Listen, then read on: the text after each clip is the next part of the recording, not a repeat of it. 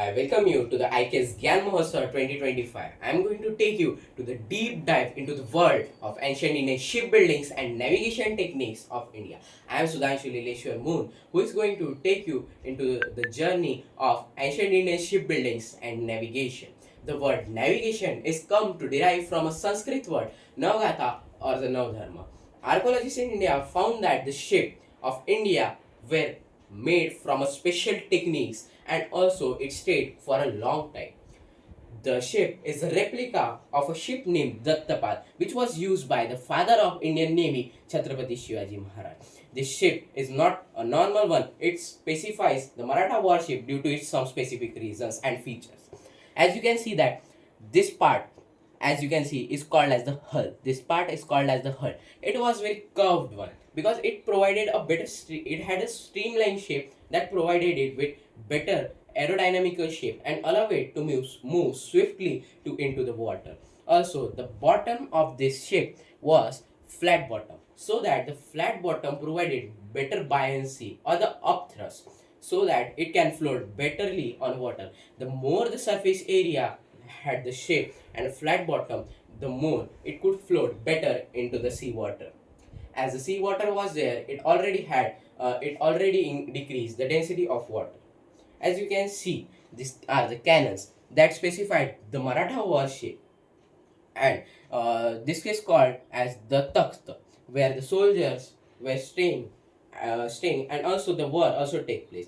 This is not a normal ship. It consisted of three layers. As you can see that this consisted of the cannons, but where only some area was for the cannons, but inside the at the hull part, the greens were kept, and in there this part, the second and the first deck, the soldiers stayed up.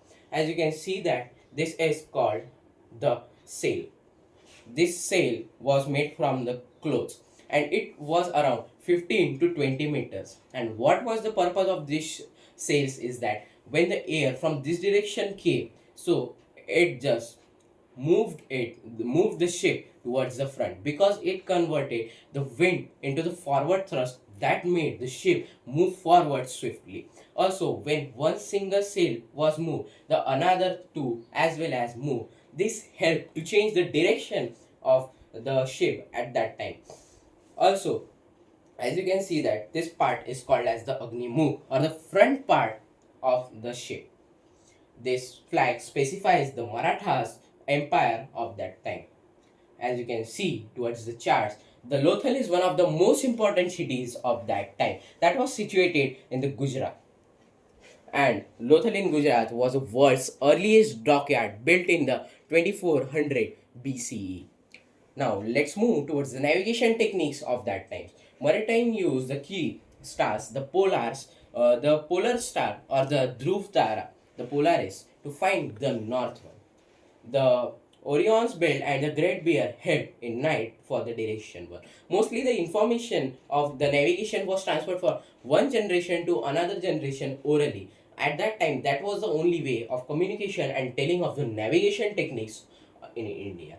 As you can see, look towards the chart. You can see that here the Polaris and some constellation are shown that were helpful for navigation techniques. Also, the ocean currents were observed to navigate throughout the journey. And that time, the sailor, the main person who rowed the ship, knew and had a lot of information regarding these ocean currents, and that is how he handled and controlled the all ship. I hope that my presentation would have inspired you to deep dive into the world of ancient Indian shipbuilding and navigation. Thank you. Jai Hind, Jai Maharashtra.